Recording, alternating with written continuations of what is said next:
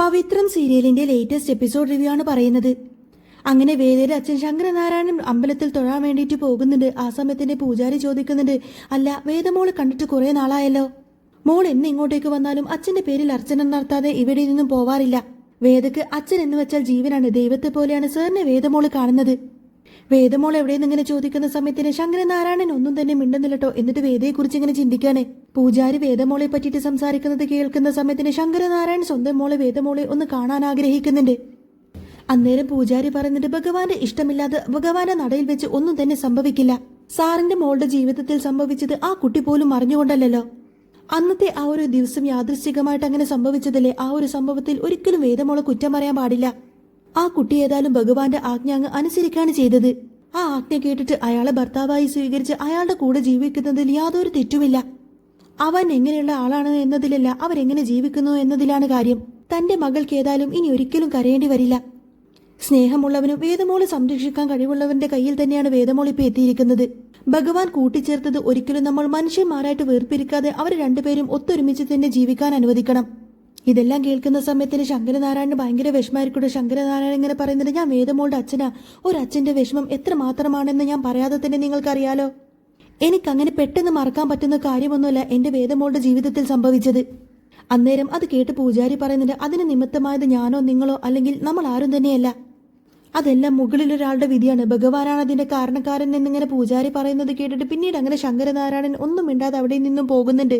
അങ്ങനെ അമ്പലത്തിൽ നിന്നും ഇറങ്ങിയിട്ട് തിരിച്ച് വീട്ടിലേക്ക് വരുന്ന ആ ഒരു വഴിയിലൂടെ പോരുന്ന സമയത്തൊക്കെ പൂജാരി തന്നോട് പറഞ്ഞ വാക്കിനെ പറ്റിയിട്ടും വേദയെക്കുറിച്ചൊക്കെ ചിന്തിച്ചുകൊണ്ടിരിക്കുകയായിരിക്കട്ടോ ശങ്കരനാരായണൻ. താൻ ഇത്രകാലം വേദമോളോട് ചെയ്തത് തെറ്റായിരുന്നോ എന്നൊക്കെ ചിന്തിച്ചുകൊണ്ടുള്ള കുറ്റബോധമായിരിക്കട്ടോ ആ മനസ്സ് നിറയെ. അതുകൊണ്ട് തന്നെ ഇനി മുതൽ ഒരിക്കലും വേദയെ അകറ്റി നിർത്തരുത്, വേദയെ ചേർത്ത് നിർത്തണമെന്നൊക്കെ ആ മനസ്സ് വല്ലാതെ കൊതിക്കുന്നുണ്ട്. അങ്ങനെ ശങ്കരനാരായണൻ വേദയെ പറ്റി ചിന്തിച്ചിങ്ങനെ വീട്ടിലേക്ക് കയറി വരുന്ന സമയത്തിന് ദീപ്തി പുറത്തു നിൽക്കുന്നുണ്ടാവും. അച്ഛന്റെ മുഖത്ത് സന്തോഷം കണ്ടുകൊണ്ട് തന്നെ ദീപ്തി ചോദിക്കുന്നുണ്ട്, അല്ല അച്ഛൻ ഇന്ന് വലിയ സന്തോഷത്തിലാണല്ലോ, ഇവിടെ നിന്ന് പോയപ്പോൾ ഇത്രമാത്രം സന്തോഷമുണ്ടായിരുന്നില്ലല്ലോ എന്ന് ചോദിക്കുന്ന സമയത്തിന് ശങ്കരനാരായണൻ പറയുന്നുണ്ട്, ഒന്നും എനിക്ക് പറ്റിയില്ല മോളെ. അല്ല അമ്മയും മുത്തശ്ശിയും എവിടെയെന്ന് ചോദിക്കുന്ന സമയത്തിന് അകത്തുണ്ട് എന്ന് പറയും. മോളെ മോൾക്ക് ഇന്ന് എക്സാം ഉള്ളതല്ലേ, മോൾ അകത്ത് പോയിട്ട് നന്നായിട്ട് പഠിക്കുമെന്ന് പറയുന്ന സമയത്തിന് ദീപ്തി അകത്തേക്ക് കയറിപ്പോകും.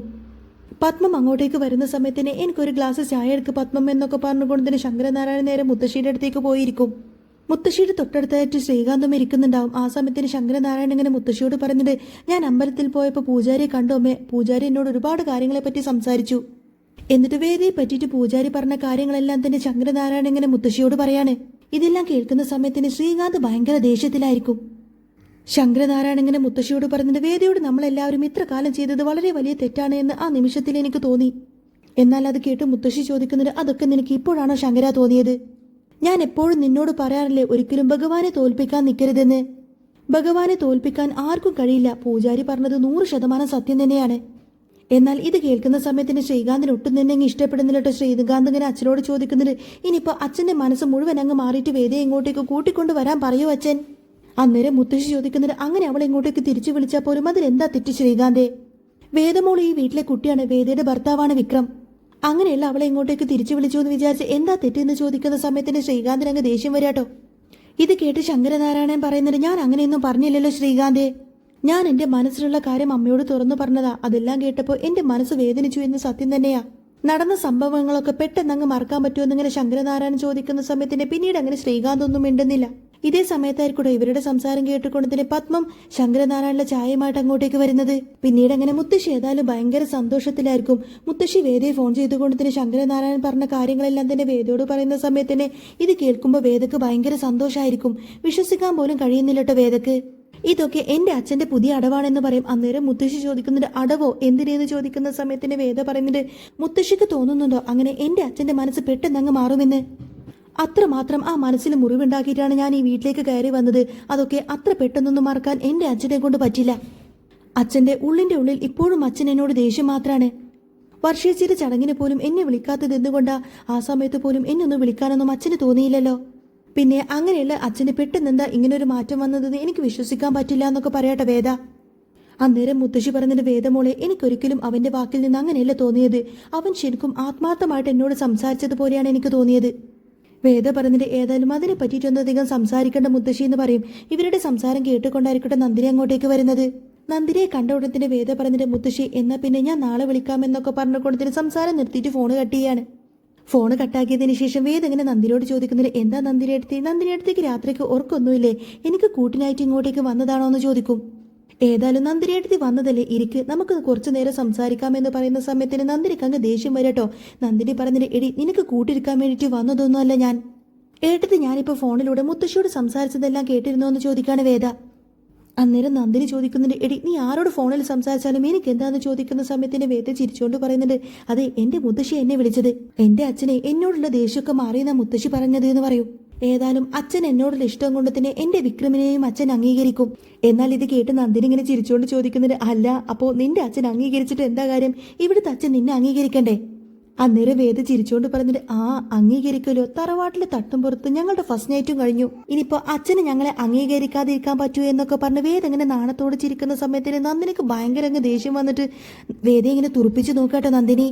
അപ്പോഴേക്കും വേദ പറഞ്ഞിട്ട് അച്ഛൻ ഇനി എന്തെങ്കിലും തട്ടുകേട് പറഞ്ഞാൽ തന്നെ അപ്പോഴേക്കും ഞാൻ അച്ഛമ്മ ഇങ്ങനെ ഇറക്കില്ലേ എന്ന് ചോദിക്കും.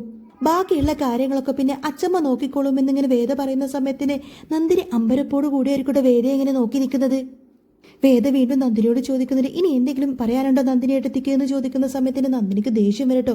എന്നിട്ട് ചോദിക്കുന്നത് എടി സത്യം പറയടി നീ മായാജാലക്കാരിയല്ലേ, ഈ വീട്ടിലെ ഓരോരുത്തരെയും വശീകരിച്ച് വെച്ച് ഇപ്പതേ ആ പാവം അച്ഛമ്മയും കൂടി നീ വശീകരിച്ച് വെച്ചേക്കുവാണ്, എന്നിട്ട് എന്നെ ഈ വീട്ടിലെ ആരുമല്ലാത്തവളാക്കി നീ.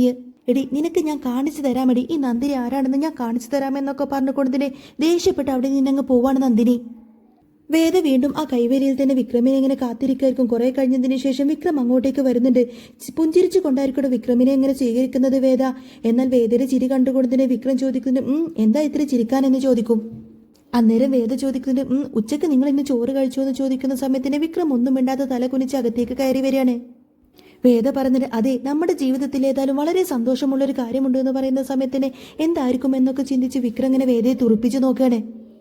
എന്നിട്ട് പറഞ്ഞിട്ട് നമ്മൾ തമ്മിലൊരു ജീവിതമില്ല, ഇനി നമ്മൾ തമ്മിൽ ഒരുമിച്ചൊരു ജീവിതം ഉണ്ടാവാനും പോകുന്നില്ല എന്നൊക്കെ പറഞ്ഞ് അവിടെ നിന്നങ്ങ് പോവാൻ നോക്കുന്ന സമയത്തിന് വേദ ചിരിച്ചുകൊണ്ട് പറഞ്ഞിട്ട് എൻ്റെ അച്ഛൻ പോലും നമ്മൾ തമ്മിലുള്ള ജീവിതം അംഗീകരിക്കാൻ പോവാണ്, എൻ്റെ അച്ഛൻ നമ്മളെ രണ്ടുപേരുടെയും ഈ ബന്ധം അംഗീകരിക്കാൻ പോവാണ്, പിന്നെ നിങ്ങൾക്ക് എന്താ പ്രശ്നമെന്നിങ്ങനെ വേദ ചോദിക്കുന്ന സമയത്തിന് വിക്രത്തിനൊരു അത്ഭുതമായിരിക്കട്ടോ. വിക്രം ചോദിക്കുന്നത് എന്ത്, നീ എന്താ പറഞ്ഞത്, നമ്മുടെ രണ്ടുപേരുടെയും ബന്ധം നിന്റെ അച്ഛൻ അംഗീകരിക്കാൻ പോവാണെന്നോ?